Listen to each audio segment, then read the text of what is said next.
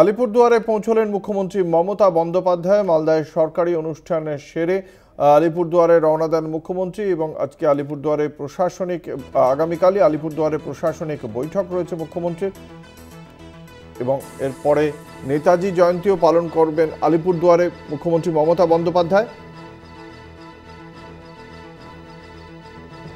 আমাদের সঙ্গে রয়েছেন আমাদের প্রতিনিধি সৌম্যদীপ সেন।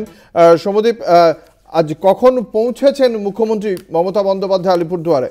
দেখো, মালদার থেকে কিন্তু 3:10 2:50 কিন্তু মুখ্যমন্ত্রী হাসিমারা বায়ু সেনা ছাউনিতে পৌঁছেছে এবং 3:15 সেখান থেকে তিনি মালঙ্গি লজ, যেখানে তিনি এই 3 দিন থাকবেন তার সফরকালে, সেখানে উদ্দেশ্যে রওনা দিয়েছেন। মাঝপথে কিন্তু যে আলিপুরদুয়ার উত্তরবঙ্গ উন্নয়ন পর্ষদের যে ভাইস চেয়ারম্যান, তার সাথেও তিনি সাক্ষাৎ করেন গাড়ি থামিয়ে। তাকে নির্দেশ দিতে দেখা যায় যে 2 দিন প্রশাসনিক সভা হবে, সেখানে তাকে থাকতে হবে। পাশাপাশি উত্তরবঙ্গ উন্নয়ন পর্ষদে যিনি ভাইস চেয়ারম্যান, তিনি আলিপুরদুয়ার বার অ্যাসোসিয়েশনের দায়িত্ব কিন্তু রয়েছেন। তিনি আলিপুরদুয়ার আদালত কোর্ট যেটা হচ্ছে সেটা উদ্বোধনে মুখ্যমন্ত্রীকে থাকার জন্য কিন্তু অনুরোধ করেছেন।